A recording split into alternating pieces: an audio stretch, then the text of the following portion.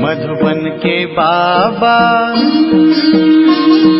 मधुबन के बाबा मुरली वाले, आपका क्या कहना, आपका क्या कहना। ओम शांति। आज 6 मई 2025 के साकार मधुर महावाक्य हैं। आज मीठे मीठे बाप दादा बोले, मीठे बच्चे याद में रहने की मेहनत करो तो पावन बनते जाएंगे। अभी बाप तुम्हें पढ़ा रहे हैं, फिर साथ में ले जाएंगे। बाबा ने कहा, मीठे बच्चे याद में रहने की मेहनत करो तो पावन बनते जाएंगे। अभी बाप तुम्हें पढ़ा रहे हैं, फिर साथ में ले जाएंगे। बाबा ने प्रश्न पूछा कि कौन सा पैगाम तुम्हें सभी को देना है। तो उत्तर में बाबा कहते, अब घर चलना है, इसलिए पावन बनो। पतित पावन बाप कहते हैं, मुझे याद करो तो पावन बन जाएंगे। यह पैगाम सभी को दो। बाप ने अपना परिचय तुम बच्चों को दिया है, अब तुम्हारा कर्तव्य है बाप का शो करना। कहा भी जाता है, सन शोज फादर। मुरली का गीत है, मरना तेरी गली में, जीना तेरी गली में। ओम शांति।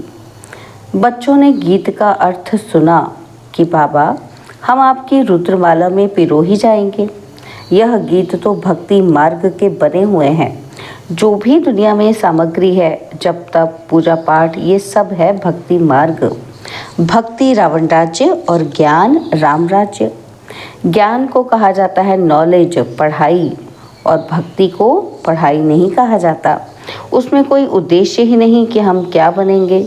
भक्ति पढ़ाई नहीं है। राजयोग सीखना ये पढ़ाई है। पढ़ाई एक जगह स्कूल में पढ़ी जाती है और भक्ति में तो दर दर धक्के खाते हैं। पढ़ाई माना पढ़ाई, तो पूरी पढ़ाई पूरी रीति पढ़नी चाहिए। बच्चे जानते हैं कि हम स्टूडेंट हैं।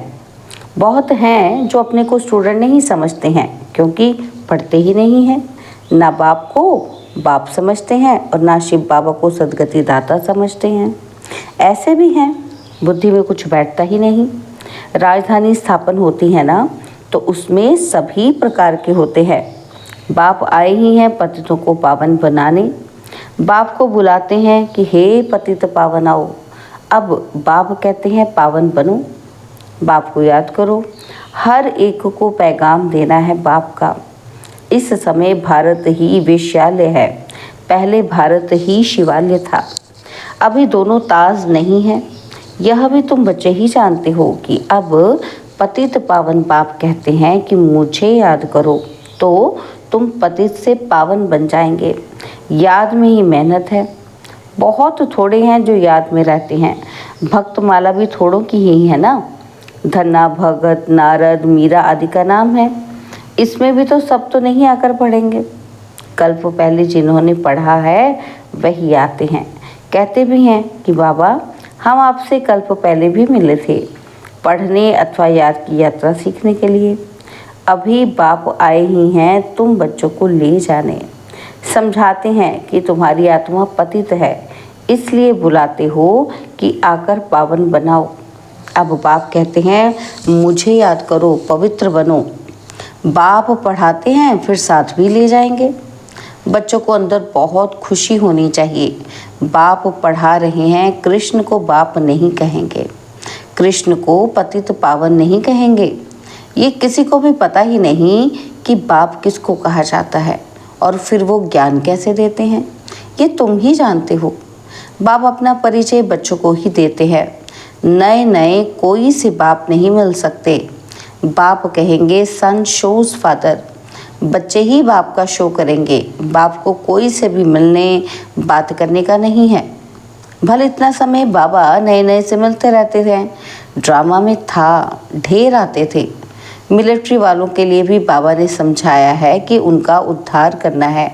उनको भी धंधा तो करना ही है, नहीं तो दुश्मन वार कर लेंगे। सिर्फ बाप को याद करना है।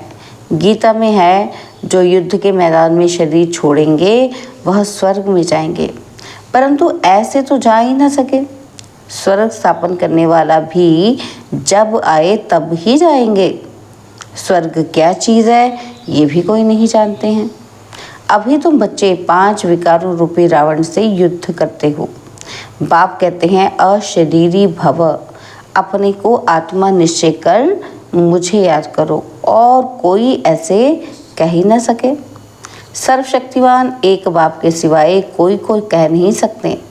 ब्रह्मा विष्णु शंकर को भी श्री नहीं कह सकते। ऑलमाइटी एक ही बाप है। वर्ल्ड ऑलमाइटी अथॉरिटी, ज्ञान का सागर एक बाप को ही कहा जाता है। यह जो साधु संत आदि हैं वह है शास्त्रों की अथॉरिटी। भक्ति की भी अथॉरिटी नहीं कहेंगे, शास्त्रों की अथॉरिटी है। उनका सारा मदार शास्त्रों पर है। समझते हैं भक्ति का फल भगवान को देना है। भक्ति कब शुरू हुई कब पूरी होनी है ये पता नहीं है। भक्त समझते हैं कि भक्ति से भगवान राजी होगा और भगवान से मिलने की इच्छा रहती है, परंतु वह किसी की भक्ति से राजी होगा? जरूर उनकी ही भक्ति करेंगे तब तो राजी होगा ना। और तुम शंकर की भक्ति करो तो बाप राजी कैसे होगा? क्या हनुमान की भक्ति करेंगे तो बाप राजी होगा? दीदार हो जाता है, बाकी मिलता कुछ नहीं है। बाप कहते हैं मैं भल साक्षात्कार कराता हूँ, परंतु ऐसे नहीं कि मेरे साथ आकर मिलेंगे। नहीं, तुम मेरे साथ मिलते हो। भक्त भक्ति करते हैं भगवान से मिलने के लिए। कहते हैं पता नहीं भगवान किस रूप में आकर मिले, इसलिए उसे कहा जाता है ब्लाइंड फेथ। अभी तुम बाप से मिले हो, जानते हो कि वो निराकार बाप जब शरीर धारण करे तब ही अपना परिचय दे। क्या परिचय दे? कि मैं तुम्हारा बाप हूँ। तो 5000 वर्ष पहले भी तुमको राज्य भाग्य दिया था, फिर तुमको 84 जन्म लेने पड़े। यह सृष्टि चक्र फिरता रहता है। द्वापर के बाद ही दूसरे धर्म आते हैं, अपना अपना धर्म आकर स्थापन करते हैं। इसमें कोई बड़ाई की बात नहीं है, बड़ाई किसी की भी नहीं है। ब्रह्मा की बड़ाई तब है जब बाप आकर प्रवेश करते हैं, नहीं तो ये तो धंधा करता था। इनको भी थोड़ी पता था कि मेरे में भगवान आएंगे। तो बाप ने प्रवेश कर समझाया है कि कैसे मैंने इनमें प्रवेश किया, कैसे इनको दिखाया कि मेरा सो तुम्हारा, तुम्हारा सो मेरा। देख लो, तुम मेरे मददगार बनते हो। अपने तन मन धन से तो उनकी एवज में तुमको ये मिलेगा। बाप कहते हैं मैं साधारण तन में प्रवेश करता हूँ जो अपने जन्मों को नहीं जानते, परंतु मैं कब आता हूँ कैसे आता हूँ ये किसी को पता नहीं है। अभी तुम देखते हो कि साधारण तन में बाप आए हैं। इन द्वारा हमको ज्ञान और योग सिखला रहे हैं। ज्ञान तो बहुत सहज है। नरक का फाटक बंद हो, स्वर्ग का फाटक कैसे खुलता है यह भी तुम जानते हो। द्वापर में रावण राज्य शुरू होता है, अर्थात नरक का द्वार खुलता है। नई और पुरानी दुनिया को आधा आधा में रखा जाता है। तो अब बाप कहते हैं मैं तुम बच्चों को पति से पावन होने की युक्ति बताता हूँ। पाप को याद करो तो जन्म जन्मांतर के पाप नष्ट हो जाएं। इस जन्म के पाप भी बताने हैं। याद तो रहते हैं ना कि क्या पाप किए हैं, क्या क्या दान पुण्य किया है। इसको अपने छोटेपन का पता है ना। तो श्री कृष्ण का नाम ही है सांवरा और गोरा, श्याम सुंदर। उनका अर्थ कभी कोई की बुद्धि में नहीं आएगा। नाम श्याम सुंदर है तो चित्र में काला बना दिया है। रघुनाथ के मंदिर में देखेंगे वहाँ भी काला। हनुमान का मंदिर देखो तो सब काला बना देते हैं। यह है ही पतित दुनिया। अभी तुम बच्चों को ओना है, माना फिक्र है कि हम सांवरे से सुंदर बने। उसके लिए तुम बाप की याद में रहते हो। बाप कहते हैं यह अंतिम जन्म है, मुझे याद करो तो पाप भस्म होंगे। जानते हैं कि बाप आए हैं ले जाने, तो ज़रूर शरीर यहाँ छोड़ेंगे। शरीर से तो थोड़े ले जाएंगे, पतित आत्माएं भी तो जा ही ना सकें। ज़रूर बाप पावन बनने की युक्ति बताएंगे। तो कहते हैं मुझे याद करो तो विकर्म विनाश हो। भक्ति मार्ग में है अंधश्रद्धा। शिव काशी कहते हैं, फिर कहते हैं शिव ने गंगा लाई, भागीरथ से गंगा निकली। अब पानी माथे से कैसे निकलेगा? भागीरथ कोई ऊपर पहाड़ पर बैठा है क्या जिसकी जटाओं से गंगा आएगी? पानी जो बरसता है सागर से खींचते हैं जो सारी दुनिया में पानी जाता है। नदियाँ तो सब तरफ हैं। पहाड़ों पर बर्फ़ जम जाती है, वह भी पानी आता रहता है। पहाड़ों के अंदर गुफाओं में जो पानी रहता है वो फिर कुओं में आता रहता है। वह भी बरसात के आधार पर है। बरसात ना पड़े तो कुएं भी सूख जाते हैं। कहते भी हैं कि बाबा हमको पावन बनाकर स्वर्ग में ले जाओ। आश ही स्वर्ग कृष्णपुरी की है, विष्णुपुरी का किसी को पता ही नहीं है। श्री कृष्ण के मुरीद कहेंगे कि जहाँ देखो कृष्ण ही कृष्ण है। अरे जबकि परमात्मा सर्वव्यापी है तो क्यों नहीं कहते कि जिधर देखो परमात्मा ही परमात्मा है। परमात्मा के मुरीद फिर ऐसे कहते कि ये सब उनके ही रूप हैं, वही ये सारी लीला कर रहे हैं। भगवान ने रूप धरे हैं लीला करने के लिए, तो ज़रूर अभी लीला करेंगे ना। परमात्मा की दुनिया स्वर्ग में देखो, वहाँ गंद की कोई बात नहीं होती। यहाँ तो गंद ही गंद है। और फिर यहाँ कह देते कि परमात्मा सर्वव्यापी है, परमात्मा ही सुख देते हैं। बच्चा आया सुख हुआ, मरा तो दुख होगा।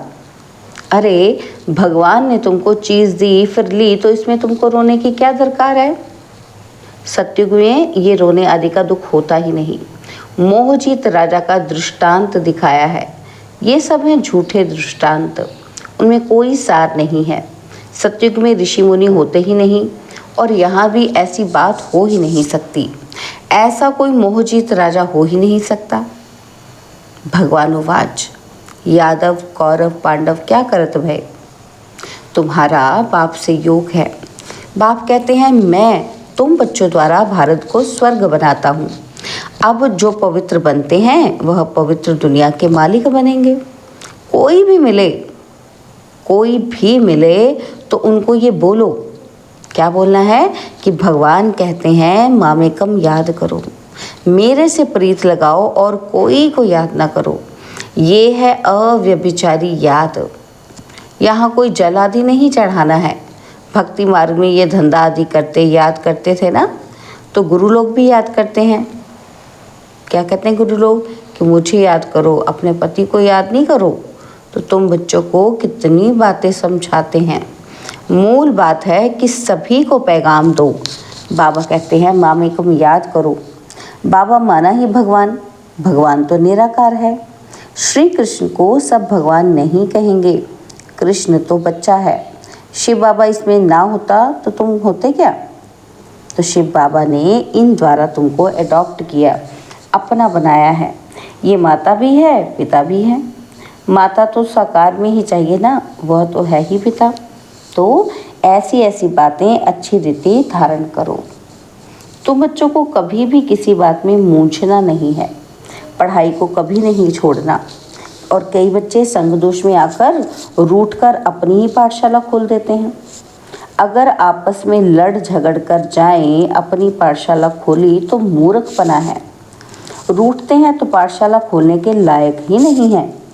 वह देह अभिमान तुम्हारा चलेगा ही नहीं, क्योंकि बुद्धि में तो दुश्मनी है, तो वो याद आएगी। किसी को कुछ समझा ही नहीं सकेंगे। ऐसा भी होता है कि जिसको ज्ञान देते हैं वो तीखे चले जाते हैं और खुद गिर पड़ते हैं। खुद भी समझते हैं कि मेरे से तो उनकी अवस्था अच्छी है। पढ़ने वाला राजा बन जाए और पढ़ाने वाला दास दासी बन जाते हैं। ऐसे ऐसे भी हैं। तो पुरुषार्थ कर बाप के गले का हार बनना है। बाबा जीते जी मैं आपका बना हूँ। बाप की याद से बाबा कहते हैं बाप की याद से ही बेड़ा पार होना है। मीठे मीठे सिकिलते बच्चों प्रति माता पिता बाप दादा का याद प्यार और गुड मॉर्निंग। रूहानी बाप की रूहानी बच्चों को नमस्ते। हम रूहानी बच्चों की रूहानी बाप दादाजी को दिलवा जान सिकवा प्रेम से नमस्ते। ओम शांति। प्यारे बाबा, मीठे बाबा, मेरे बाबा, शुक्रिया बाबा, शुक्रिया बाबा, शुक्रिया। धारणा के लिए मुख्य सार है, पहली पॉइंट है कि कभी किसी बात में मूंझना नहीं है। आपस में रूठकर पढ़ाई नहीं छोड़नी है। दुश्मन बनाना भी देह अभिमान है। तो संग दोष से अपनी बहुत बहुत संभाल करनी है, पावन बनना है और अपनी चलन से बाप का शो करना है। सेकंड पॉइंट है प्रीत बुद्धि बन, एक बाप की अव्यभिचारी याद में रहना है। तन मन धन से बाप के कार्य में मददगार बनना है। बाबा ने आज वरदान दिया, न्यारे और प्यारे बनने का राज जानकर राजी रहने वाले राज युक्त भव। न्यारे और प्यारे बनने का राज जानकर राजी रहने वाले राज युक्त भव। जो बच्चे प्रवृत्ति में रहते हैं, न्यारे और प्यारे बनने का राज जानते हैं, वह सदा स्वयं भी स्वयं से राजी रहते हैं, प्रवृत्ति को भी राजी रखते हैं और साथ साथ सच्ची दिल होने के कारण साहिब भी सदैव उन पर राजी रहता है। ऐसे राजी रहने वाले राज युक्त बच्चों को अपने प्रति व अन्य किसी के प्रति किसी को काजी बनाने की ज़रूरत नहीं रहती, क्योंकि वो अपना फैसला अपने आप कर लेते हैं। इसलिए उन्हें किसी को काजी, वकील या जज बनाने की ज़रूरत ही नहीं। स्लोगन है, सेवा से जो दुआएं मिलती हैं वह दुआएं ही तंदुरुस्ती का आधार हैं। सेवा से जो दुआएं मिलती हैं वह दुआएं ही तंदुरुस्ती का आधार हैं। बाबा के अव्यक्त इशारे रूहानी रॉयल्टी और प्योरिटी की पर्सनैलिटी धारण करो। बाबा कहते हैं जैसे स्थूल शरीर में विशेष श्वास चलना आवश्यक है, श्वास नहीं तो जीवन नहीं, ऐसे ब्राह्मण जीवन का श्वास है पवित्रता। 21 जन्मों की प्रारब्ध का आधार पवित्रता है। आत्मा और परमात्मा के मिलन का आधार पवित्र बुद्धि है। संगम युगी प्राप्तियों का आधार और भविष्य में पूज्य पद पाने का आधार पवित्रता है। इसलिए पवित्रता की पर्सनैलिटी को वरदान रूप में धारण करो। अच्छा, ओम शांति।